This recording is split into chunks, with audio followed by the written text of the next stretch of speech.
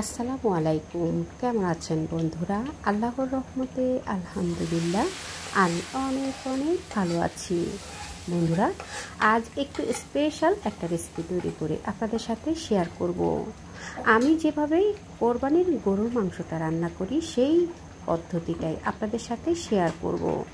আজ আমি 25 কেজি গরুর মাংস গ্যাসের চুলায় যেভাবে আমি সবসময় রান্না করে থাকি বা ঈদ আসলে যেভাবে স্পেশালভাবে গরুর মাংসটা রান্না করি সম্পূর্ণ A to Z আপনাদের সাথে শেয়ার করব। আশা করছি সঙ্গেই থাকবেন, পুরো রেসিপিটা দেখে সুন্দর সুন্দর কমেন্টস করে উৎসাহিত করবেন। এখানে আমি 25 কেজি গরুর মাংস নিয়েছি।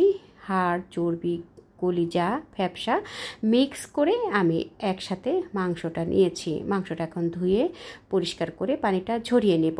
এখানে আমি আস্ত কিছু গরম মশলা ব্যবহার করব এবং কিছু গুঁড়ো মশলাও ব্যবহার করব। দেখতে থাকুন, আশা করছি ভালো লাগবে। 15 থেকে 20 টুকরোর মতো দারচিনি নিয়েছি, লবঙ্গ নিয়েছি 1 টেবিল চামচ, গোলমরিচ নিয়েছি 1 টেবিল চামচ, এলাচ নিয়েছি 1 টেবিল চামচ এবং জয়িত্রী নিয়েছি 3-4 টুকরা। এখানে আমি কাবাব চিনিটাও ব্যবহার করব 1 টেবিল চামচের মতো। বন্ধুরা, আমি এখানে আস্ত গরম মশলাটাও ব্যবহার করব এবং গুঁড়োটাও ব্যবহার করব। সম্পূর্ণটাই আপনাদের সাথে শেয়ার করব। তেজপাতা দিয়ে দিলাম 10-12টা আস্ত তেজপাতা দিয়ে দিলাম এবং এখানে স্টার মশলা দিয়ে দিলাম 4-5টা। আমি যেহেতু 25 কেজি গরুর মাংস রান্না করছি সেই অনুযায়ী কিন্তু আমি মশলাগুলো ব্যবহার করছি। আপনারা আপনাদের প্রয়োজন অনুযায়ী বা মাংস যতটুকু, উপকরণ যতটুকু সেই অনুযায়ী কিন্তু আপনারা মশলাটা ব্যবহার করবেন। এখন চুলায় একটা বড় হাঁড়ি বসিয়ে দিয়েছি। বড় হাঁড়িতে 1 লিটার মতো আমি সয়াবিন তেল দিয়েছি। আপনারা চাইলে এখানে সরিষার তেল ব্যবহার করতে পারেন। আগের থেকে যে মশলাগুলো, গরম মশলাগুলো আমি রেডি করে রেখেছিলাম সেই মশলাগুলো এখন এক এক করে আমি তেলে দিয়ে দিব এবং হালকা করে একটু ভেজে নেব ফ্লেভার আসা পর্যন্ত। তো বন্ধুরা, সম্পূর্ণ মশলাগুলোই আমি দিয়েছি এবং 25 কেজি রান্না করার জন্য যতটুকু মশলা প্রয়োজন সেই অনুযায়ী কিন্তু আমি মশলাগুলো ব্যবহার করছি। তেলে হালকা করে একটু মশলাগুলোকে ভেজে নেব এবং এখানে আমি 1/2 কেজি পেঁয়াজ কুচি দিয়েছি।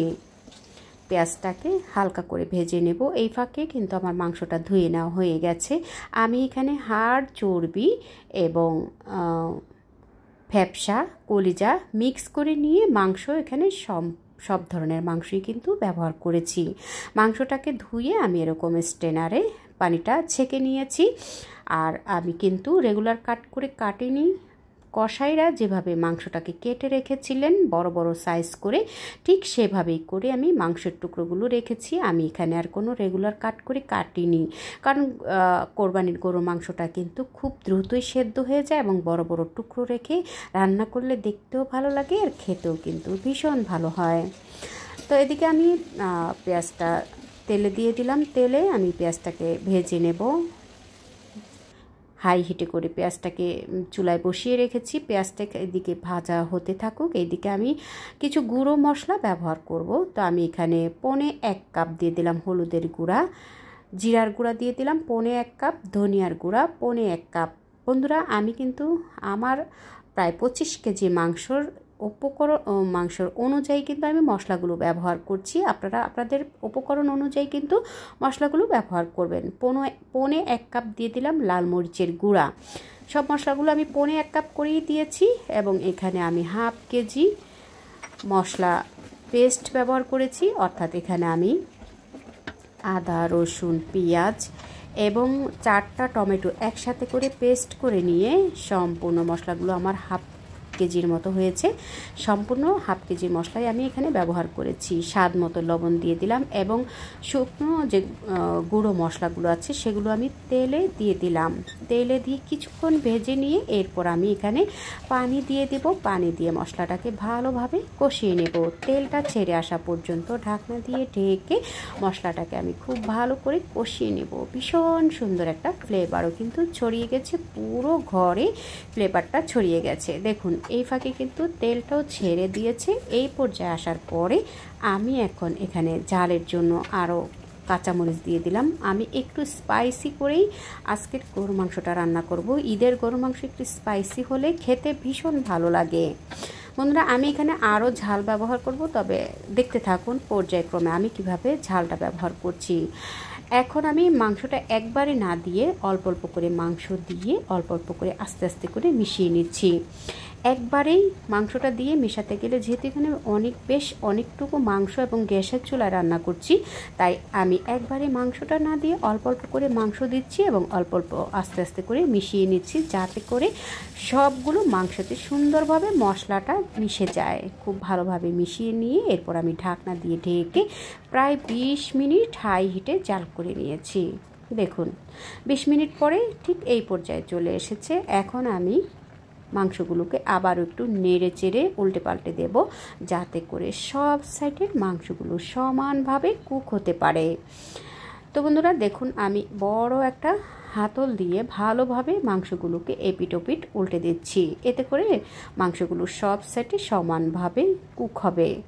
তো খুব ভালোভাবে এভাবে মাংসগুলো উল্টে পাল্টে দিচ্ছি। বড় একটা হাঁড়িতেই কিন্তু আমি মাংসগুলো বসিয়েছি এবং বড় একটা হাতল দিয়ে মাংসগুলোকে একটু নেড়ে চেড়ে দিচ্ছি এবং ঢাকনা দিয়ে ঢেকে আমি মাংসগুলোকে আরও 30 মিনিট চুলায় বসিয়ে রাখবো। তো বন্ধুরা, ভালোভাবে নেড়ে দেওয়ার পরে ঢাকনাটা দিয়ে দিলাম। ঢাকনাটা দিয়ে আমি 30 মিনিট আরও হাই হিটে করে জাল করে নেব। বন্ধুরা, কোরবানি ঈদের গরুর মাংসটা কিন্তু খুব দ্রুতই রান্না হয়ে যায় এবং বড় বড় টুকরো রেখে যদি রান্না করা হয় তারপরেও কিন্তু খুব দ্রুতই মাংসটা সেদ্ধ হয়ে যায়। মাংস থেকে এখানে আমি আর কোনো পানি ব্যবহার করব না। মাংস থেকে যে পানি বেরিয়ে গেছে সেই পানিতেই কিন্তু মাংসটা অলরেডি কুক হয়ে যাবে। বন্ধুরা দেখুন, সুন্দরভাবেই কিন্তু আমার মাংসটা প্রায় 80%-এর মতো আমার রান্না হয়ে গেছে। এই পর্যায়ে আসার পরে আমি এখানে গুঁড়ো গরম মশলা ব্যবহার করছি 1.5 কাপ। তো আমি পুরোটা একবারে দেইনি, অর্ধেকটা দিয়েছি, বাকি অর্ধেকটুকু আমি পরবর্তীতে নামানোর আগে আবারও ব্যবহার করব। গুঁড়ো গরম মশলাটা গুঁড়ি দিয়ে আবার একটু ভালোভাবে নেড়ে দিচ্ছি, যাতে করে ফ্লেভারটা সব মাংসের ক্ষেত্রে ভালোভাবে মিশে যায়। প্রায় 80% হয়ে যাওয়ার পরে আমি একটা ফোড়ন দিয়ে দেব। ফোড়ন দেওয়ার জন্য আমি এখানে 1/2 লিটার সয়াবিন তেল দিয়েছি এবং 1 কাপ পরিমাণ পেঁয়াজ কুচি, 15 থেকে 20টা আস্ত শুকনো মরিচ দিয়েছি। দিয়ে বেরেস্তা কালার হয়ে আসা পর্যন্ত পেঁয়াজটাকে তেলে ভেজে নেব এবং ভেজে নিয়ে আমি ফোড়নটা দিয়ে দেব। তো আমার পেঁয়াজটা কিন্তু বেরেস্তা কালার হয়ে আসার পরে আমি এখন মাংসের সাথে মিশিয়ে দিয়ে খুব ভালোভাবে মিশিয়ে দিয়েছি। বাকি যে গরম মশলাটুকু ছিল, গরম মশলার গুঁড়ি ছিল, সেই মশলাটুকু আমি এখন আবারও দিয়ে দিয়েছি। দেখুন, মাংস থেকে কিন্তু পর্যাপ্ত পরিমাণে পানি বেরিয়েছে। এই পানি দিয়েই কিন্তু মাংসটা সুন্দরভাবে আমার কুক হয়ে গেছে। এভাবে করে 100% কুক হওয়া পর্যন্ত আমি চুলায় বসিয়ে রাখবো। দেখলেন তো বন্ধুরা, কত সহজেই কিন্তু গ্যাসের চুলায় আমি কোরবানির মাংস 25 কেজি মাংস আমি একইভাবে সুন্দরভাবে রান্না করে নিয়েছি। আমি ঝালের জন্য আরও কিছু কাঁচামরিচ এখানে ব্যবহার করেছি। গরুর মাংসটা একটু স্পাইসি হলে খেতে ভীষণ ভালো লাগে, আর কোরবানির গরুর মাংস সাধারণত একটু স্পাইসি করে রান্না করলে দেখতেও ভালো লাগে এবং খেতেও কিন্তু ভালো লাগে। কেমন লাগলো বন্ধুরা আমার আজকের এই কোরবানির মাংস রান্নার রেসিপি? আশা করছি সকলের কাছে খুব ভালো লেগেছে। ভালো লেগে থাকলে প্লিজ বন্ধুরা আপনারা আপনাদের ফ্যামিলি ফ্রেন্ডসকে শেয়ার করে দিবেন আমার এই রেসিপিটা দেখার জন্য। যারা এতক্ষণ ধৈর্য ধরে আমার সঙ্গে ছিলেন, আমাকে সাপোর্ট করেছেন, আমাকে পরবর্তী রেসিপি দেখার আমন্ত্রণ রইল। দেখা হবে পরবর্তী কোনো রেসিপির সঙ্গে। সেই পর্যন্ত সকলের সুস্থতা কামনা করছি।